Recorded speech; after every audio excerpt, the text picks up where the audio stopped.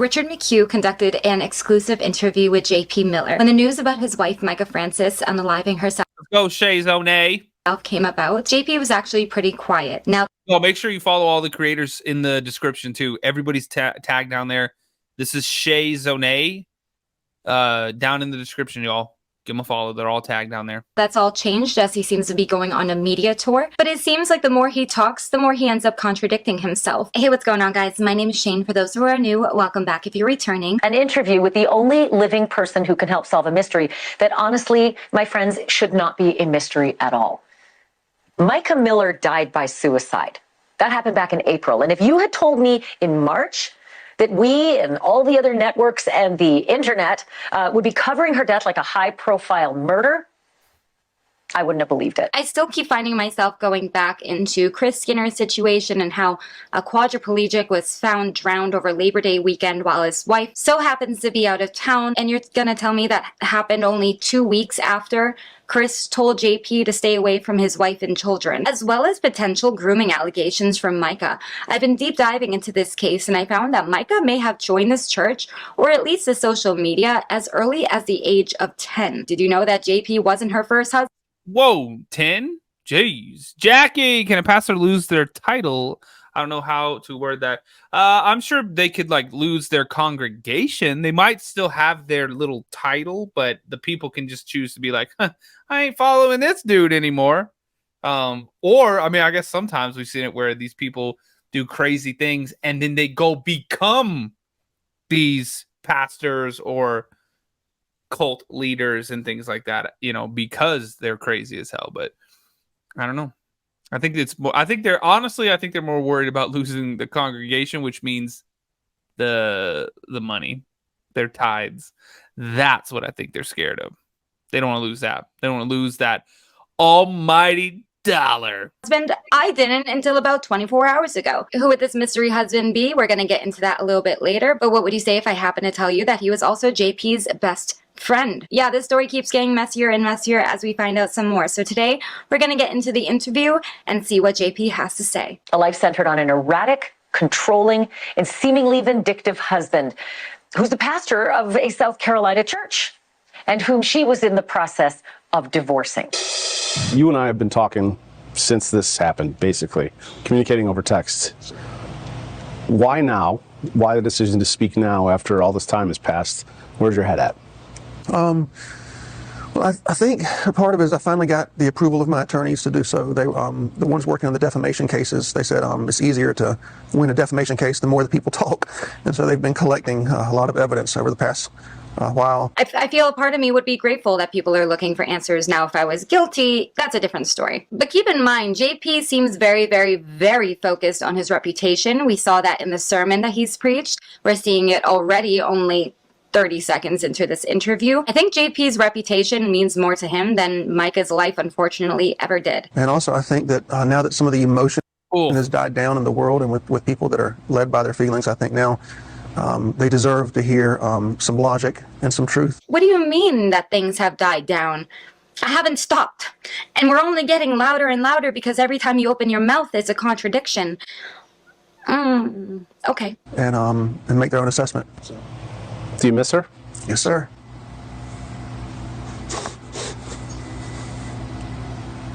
Yes, sir.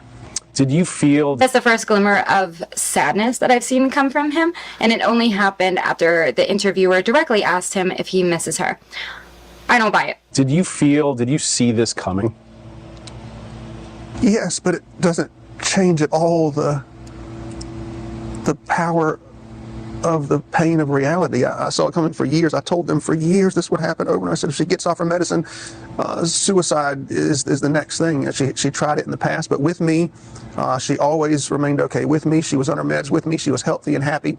And even if she did get low or stop taking her medicine, I would help her get back on it and things would be fine. Without me and with her family, she's off meds and she committed suicide. And I told entertainment and educational purposes only, TikTok overlords. I know TikTok's been crazy as hell lately.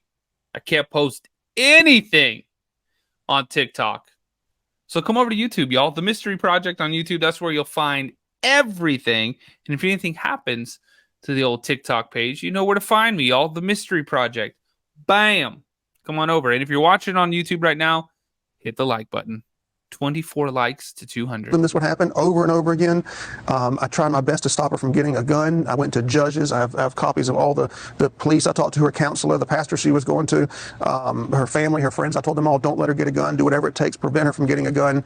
And when she was with me, she was never able to go that far. But with them, that's exactly what happened. Give me 1 second. Didn't he have like several firearms in his house with her?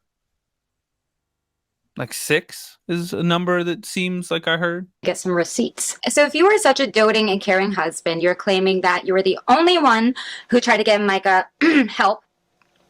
There was an incident when Mica was at the Waccamaw Center for Mental Health located in South Carolina. So why is it here that I have a screenshot from the workers at Waccamaw reporting to police that, quote, Mica was extremely weak and passed out twice while in the building. They were concerned she was under the influence. An unnamed female told police she and Mica went to the facility to get mental health help for Mica. John Paul pulled up and reportedly would not allow Mica to get the help she needed, per the report. The woman told police that JP had been mentally abusing Mica for an extended period of time by not allowing her to sleep, eat, or contact her family. This was not the first time Mica tried to get help, she further explained. Weeks prior, Mica went to the Cherokee County in an attempt to leave JP and get mental health treatment. While she was away, JP allegedly had a mental breakdown and stated that he was suicidal, resulting in Myrtle Beach Police Department conducting welfare checks on him. That doesn't really sound like someone trying to help somebody get help. That sounds crazy as hell. Anyway, let's keep listening to how much he cared about your wife. Destroyed me. Damn. And I still haven't really grasped it. Like, it hasn't. I kind of keep putting off the reality of it, and I try not to think about it as much as I can. What was going on in your marriage the week Mica died? The week she died, we didn't talk that entire week. I emailed her several times that week, and my regular emails are sending her letters telling her that I love her, and she came over to the house. The last time I saw her was a few weeks before she passed away. We spent about 4 hours together, and we hugged and kissed, and she was in and out of psychotic conversations. She would say, one thing about double agents that are following her. That was one of the... I just noticed he has hand tattoos. I noticed the cross, but when he just itched his nose there. She would say, one... Z-E-A-L, zeal. What the heck? Zeal biblical meaning? Zeal in Christianity is a burning desire to please God, to do his will, and to advance his glory in the world in every possible way. The thing about double agents that are following her, that was one of the phrases she would use when she was off her meds, double agents. The other phrase she would say... Yeah, because she knew that you were hiring a PI to find her. Say she wants to come home so bad, but her family won't let her. She told me she wanted to live in Africa and asked me if I'd live with her. That's funny because the police report we just read, you're claiming that the family didn't let her come back to them, but you're claiming, or the workers were claiming, that you made it difficult. John Paul had been mentally abusing Mica for an extended period of time by not allowing her to sleep, eat, or contact her family. So, which is it, JP? I said, sure, if you take your medicine, And so she told me if I'd give her some money and if I would write her a letter saying certain things in this letter that she would take her medicine. And so I tried that, but she desperately wanted to come home. She was just so afraid her family would disown her.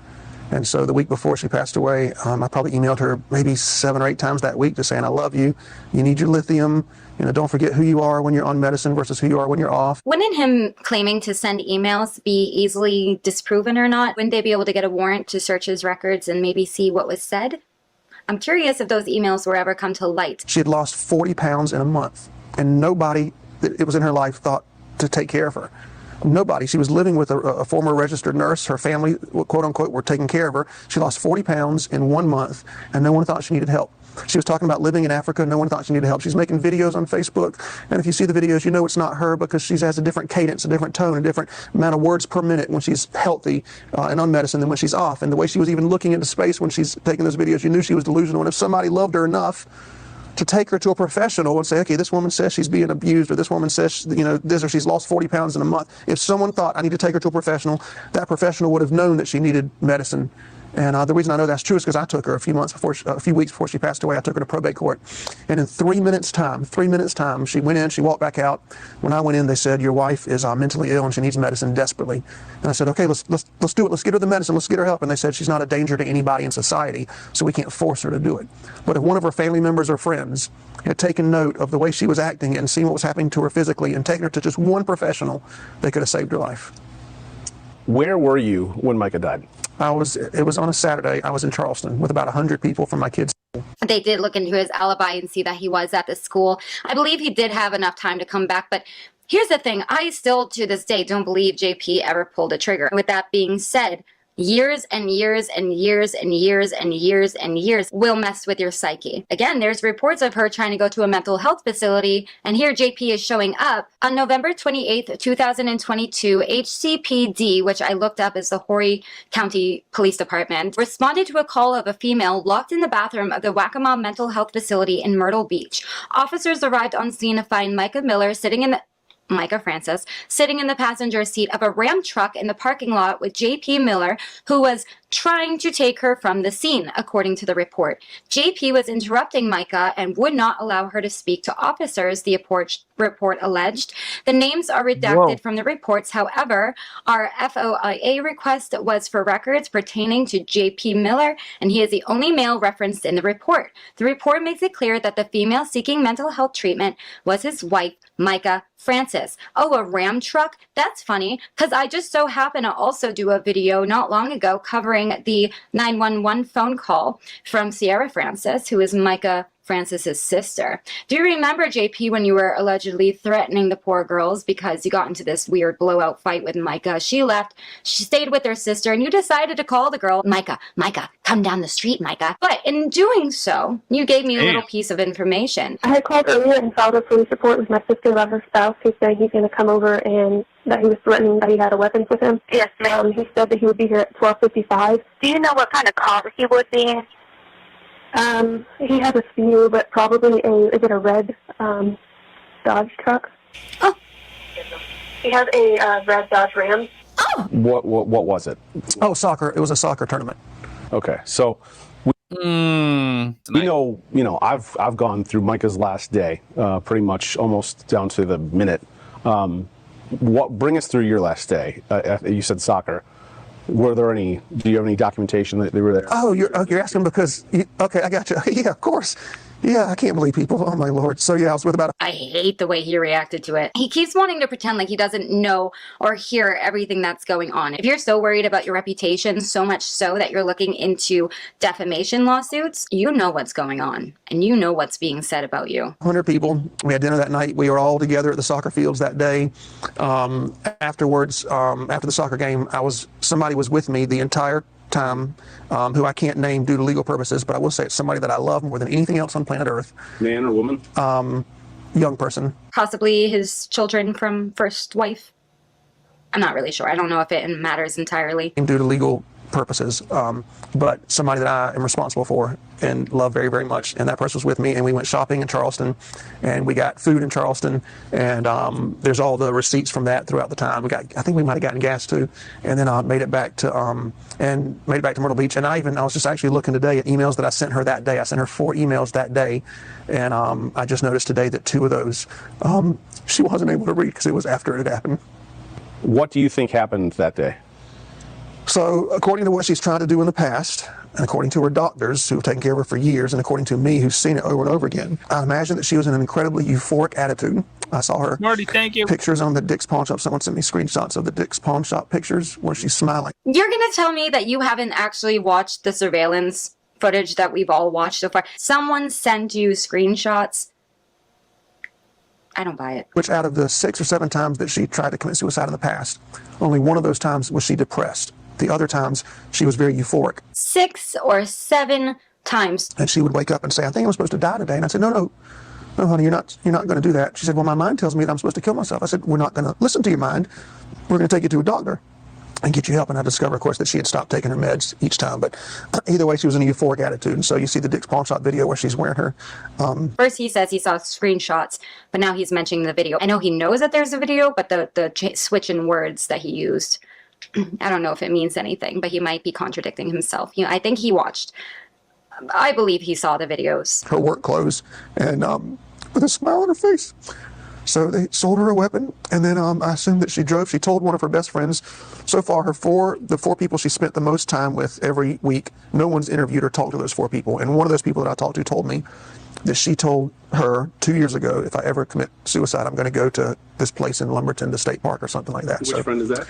I probably wouldn't want to name her because I saw this friend one time here in public for 30 seconds. And of course, Robbie S. Harvey, as usual, got somebody to take a picture and destroyed the girl's life, brought up her past and horrible things about her. So people are scared to tell the truth or to talk about the good things of Mica because of the social media. So this minds. friend says that Mica told her, if I'm going to take my life, I will probably do it in Lumberton River State Park. She told me that after Mica passed away, but she told me that Mica told her that 2 years ago. Yeah. So let me get this right. JP is claiming that Mica confided in one of her friends. He won't name her here due to just saying that she probably wouldn't want me to disclose her name. So possibly Charlotte, possibly another friend in Mica's life, if she was going to unalive herself, that it would be in this particular state park, the Lumber River State Park. Although she wasn't named, I don't believe the friend could technically file for defamation, but if a friend of mine, if a good friend of mine came up to me and said, hey, if I ever did this, it would be here, it just wouldn't be brushed under the rug. I thought I would think something would be said either to Mica's family. Has Mica's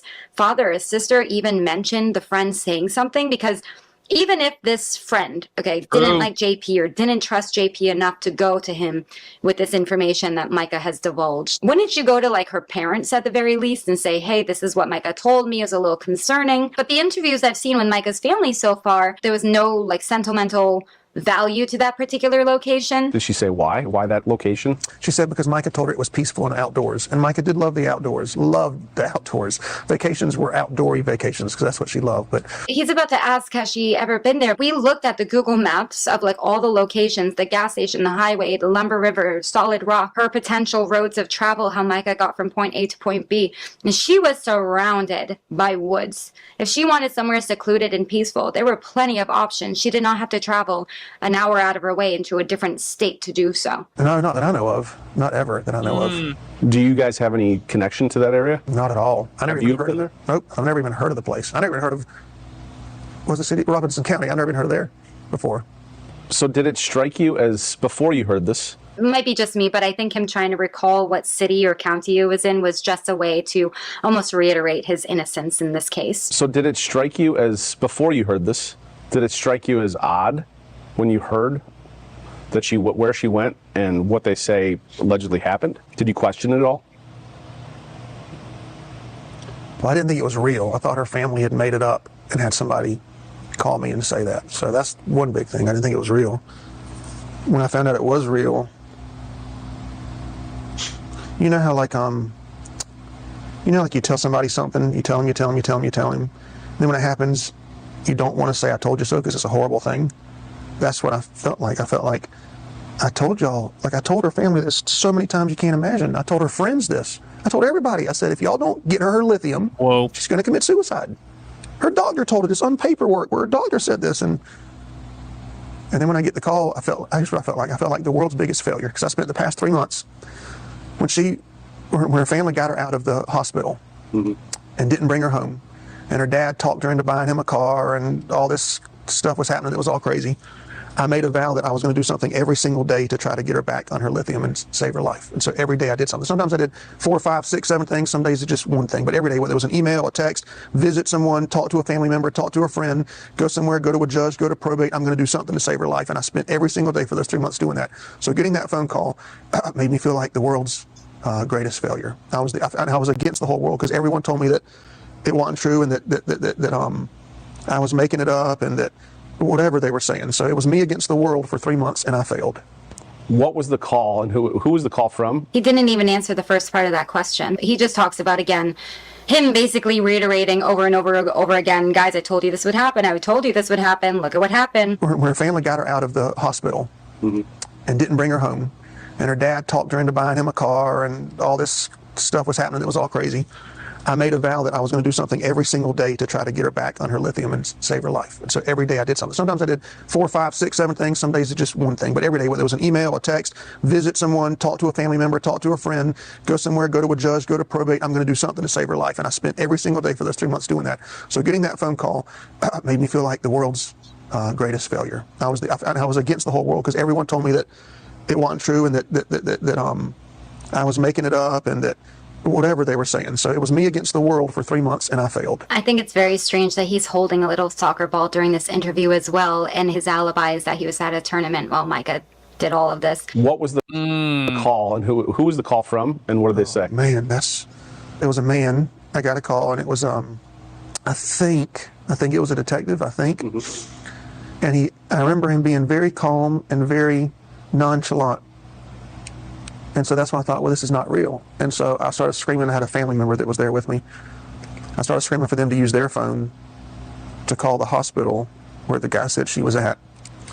And my family member called the hospital and said it was real. Why is he saying my family member? Like, he's having a real hard time being specific with certain details. Like, he won't name certain people. I get if he was with his child who's a minor, they might not be able to be named at the moment per his lawyer's recommendations. But, like, somebody who's with him to make enough of a phone call, like I would assume maybe a parent or who would be making this phone call. Also, that's something you could easily look into, again, with search warrants, looking into phone records, email trails, so on and so forth. So I feel the more that JP does these interviews, he gives us more and more details that we can then go in and fact check. Still didn't believe it. And so I called a police chief that I know somewhere around here, captain or somebody.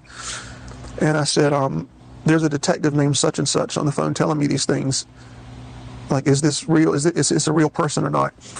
And that person told me that it was real as well. Why would you need confirmation? Why, like, no, who would call you and joke about that? Why would you think that's a joke? Especially if a detective, when you talk to a police chief, like, nobody's going to go to that great of a length to tell you a lie that can be easily disproven if Mica is still alive. So you don't believe it at first? Also, you don't remember who called you? I remember screaming really loud and throwing up everywhere. And What did they tell you? I remember throwing up. Did I have spaghetti that day? It was a lot of throw up. It was something red. What? Okay, you don't remember who called you to tell you your wife unalived herself, but you can remember what you ate that day? I also feel like it's a I said that. I remember saying that. That was weird. way to buy himself more time to think of his answers a little more carefully, because the interviewer asks him another question, what did they say? And he's still stuck on this throw up thing. I don't think he didn't hear them. I think he's just trying to buy himself more time. I'm sorry? What did they tell you? I don't remember that. Oh, no, I don't remember that. Hold on. I don't remember. He said, my family member called the hospital and spoke to, I think, either the head nurse or medical examiner or somebody. And that lady read me stuff that the Robeson County, I guess, had wrote on a piece of paper. And she was reading me suicide and the weapon and where it was at and all these different facts. And so then because the detective would not tell me it was suicide. And then I called him. They can't tell you that, though. Nurses, fact check. You can't tell people what's going on over the phone because that's HIPAA, isn't it? You have to say you need to come in, like you need to be here. You can't just be like, oh, this person da da da da da da da da, and like ramble off a bunch of things about somebody, anything to do with any kind of medical thing. Whether they're alive or not. You can't say anything. That's illegal. That's big time no-nos. Him back and told him what the hospital told me, and he was pissed off and asked me who that lady's name was, and I didn't know her name. So you're telling me that you get a call, which in your words, by the way, Unless you verify the Nurse KK says. you said you got a call late at night, late last night. You're also in contact with a detective who wouldn't give you that information. So you call the hospital, the lady gives you the information. You then talk to the detective again because now the detective is upset that that lady gave you the information, all within. And if I didn't know, I wasn't going to tell him anyway because I'm glad she told me. I'm glad she told me. I'm glad she told me. I said, is this stuff true? And I can't remember if he said yes or just hung up. I don't remember. Do you remember what he said, though? Oh man, I don't remember it all. If I try to enunciate it, I'll probably be making something up based on all the crashing of everything going on. So Whoa. I can't tell you for sure. What? Did you ever question the findings that the authorities gave to you that this was suicide? No, I mean, I'm not a detective. I watched Scooby-Doo growing up, but that's what everybody seems to be acting like, is they're, part of the mystery machine. But my Lord, like, let my wife, let her be at peace. Like, she's in heaven. She's not worrying about all this stuff. Let her rest. Let her memory rest. She had suicidal. Oh my God, that's bizarre too. That's bizarre. Imagine, let's just go into a dream world, okay? Just imagine there's this lady and something happens to her, and they're like, "Oh, we believe she did it to herself. We're gonna go with she did it to herself." But there's like even a sliver of a doubt that you're like, maybe somebody did this to her, and you go, "Oh, no, you know what? Nah, let's not even investigate that. She's in heaven now. She's having the time of her life. No need to investigate it. Even if there's like a 0.00001% chance that somebody else did it. This hypothetical wife just needs to rest in peace." What?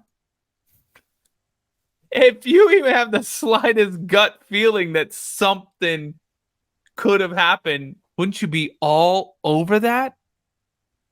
Wouldn't you be all over that? I don't know. Call me crazy, but I feel like I would. Tendencies over and over, year after year, off medication especially. She went to Dick's Pawn Shop before, purchased a weapon, and tried to do the same thing. Wait, what? She went to Dick's Pawn Shop before, try to purchase a weapon and do the same thing? Are you alluding to, this isn't, correct me if I'm wrong, but if you have history of mental health or like you've been in facilities and stuff, wouldn't it be difficult for you to get your hands on a firearm? I'm not entirely sure, so maybe someone can educate me below, but I'm honestly curious. Depends. It's because he's saying that she's gone to Dick's Pawn Shop before, purchased a weapon, tried to unalive herself, but it was clearly unsuccessful because she's still around. Wait. She drove out in the middle of nowhere. She called 911, left a voice message. I don't really understand what else could be. You left a voice message with 911? Can you imagine calling 911 and they're like, "We're sorry, we're unable to get to the phone right now. Your call is important to us. Please stay on the line and the next available representative will be happy to assist you in your emergency." But you know what? I'm not a professional, so I don't know. In other words, it all added up to you. It made sense to you. I mean, I'm not a detective. If she had heart surgery, I'm not going to question the heart surgeon. It doesn't even have to be my spouse. If someone I care about is going in for heart surgery, I'm just going to be like, "Well, you're the doctor. You know what you're doing. I'm not You're going to want to know what's happening, how long it's going to be. going to question anything." So the detective tells you that this is what happened, so you're just going to believe it? I don't know anything about detective work at all. Right, but it's your wife. I mean, it's... And them Yeah. telling you her life Yeah, he goes, "I'm not a detective." Yeah, but it's your wife. has ended. Are you trying to ask me if I think somebody murdered her? You're just figuring out that now? Wow. Do you think anybody murdered her? No. We're going to get into the part of the interview where JP allegedly tried raising Mica from the dead. I got this lay next to her body and spent time with her body about 4 times this week, and each time it still didn't hit me. I thought she was going to wake up. I even tried to raise her from the dead one time this week. 4 times he's been to the morgue to lay with her body, and then he attempted to raise her from the dead. One of the things that raised eyebrows initially for the public was when you gave a sermon here and you announced publicly that she had committed suicide. I don't mean to interrupt, but pay attention to what JP is doing with his hands. As someone who has chronic anxiety, I tend to fidget quite a bit. I will do things with my hands, whether it's like rubbing my fingers together or I'll just rub them on my thighs. I'm very, very fidgety, especially when I'm extremely anxious or nervous. And the way that he's playing with this soccer ball in his hands is just giving me that suspicion that he's On the inside, the man is feeling the pressure. And you attributed it to her mental health. Why did you feel the need to come out with that at that moment? That's a great question. So first, let's discuss why I preached that morning. Is that okay? Okay, so people have been asking that. So have you ever taken any psychology classes or anything like that? Very few. Okay, yeah, I haven't taken any. So I would love to find a book or a Jackie says, if you want her to rest in peace, why try to raise her from the dead? Good question, Jackie. psychology professor or someone that could tell me the correct response when you spend 7 years trying to keep someone alive by just taking a few pills that their family tells them not to take. Then when they don't take it, they go into a hospital, their family takes them out, and then you spend 3 months trying to get them help when their family's telling them that you're evil and the bad person. And then it finally happens, the thing that you've been dreading for 7 years and you're trying to prevent for 7 years, then it happens. I don't know what the correct response is, right? Am I supposed to stay home and cry? Am I supposed to go out with my friends? Am I supposed to go to a bar and drink? I don't know what the right thing is, right? As a pastor, should I just get on my knees and pray? I mean, I want to die in that moment. And so... I mean, I get that you might not know what the best thing to do, but probably going like 3 days later with another woman to a sushi bar that you and your deceased wife frequented probably wasn't the best move. I mean... The next morning, I remember thinking, okay, if I stay Sushi bar, huh? I'm probably going to kill myself. I'm probably going to just go to heaven and be with her and be done. Because I need to be around people, but I don't want to be around people and come to church and I'm not going to preach, because then I'll be judging the guy that's preaching the whole time. And I can preach just as easy as I can breathe. So I'm just going to go in the mode of what I'm normally going to do and just continue my life normally until I finally have to deal with what's going on. And so I didn't know what else to do. I didn't know the right response. I wish somebody had told me, in hindsight, if I go back in time, I probably would have done the same thing and still. What's shocking too is that he goes, I just want to continue doing what I do normally. And it's like, man, if this is a glimpse of what normal life is for you, whoa. Bruh. That's crazy as hell. Preached. And then at the end, and the sermon was about leaving your legacy and the people you leave on earth and your memory that's being left. So I thought maybe that's God. Then I thought, you know what, Micah wouldn't want me to preach. That's exactly what she'd want me to do. She'd be telling me to do it. She'd be trying to force me to do it. So I preached. And then at the end of the sermon, when I made the announcement. Nice to be directed. Patrick, shout out to CJ, spreading love for you. Hell yeah, I saw him in here earlier. CJ, where you at, man? Thank you, sir. It was made, and of course, I'm not in a clear thinking frame of mind. I mean, it's like, it's not like I'm, kumbaya and got it all together. I said what I said because I didn't want them to think that it was because she's a bad person, or I wanted them to know, like, if Micah does anything that's out of character, it's because of her mental illness. It's not because of her. Like, she's a wonderful woman, full of integrity. When she's on her medicine, she's black and white, does the right thing, does not like the wrong thing being done. Off medication, she's a totally different person, and I didn't want them to see her as someone that was bad. I wanted them to know it's just a sickness. Like if you have heart disease or if you have, diabetes or whatever, mental illness, you need medicine to continue going forward. And for someone who is so worried about your reputation, you seem to really lack the ability to take any accountability whatsoever. I'm going to have to make this video into 2 parts because we still have about 20 minutes of the interview. I saw a clip of this interview on Whoa, CJ sent a bunch of us. Hey, rock and roll, CJ. There he is right there. Bam. Give him some love, y'all. Go subscribe. dying to get through in that preview when he mentions climbing a tree. A tree? Seriously? I know. But it has a tie, oh my God, to his ex-wife who filed a police report. You will not want to miss part 2. So let me know what you guys think below, and I will see you very shortly in my next one.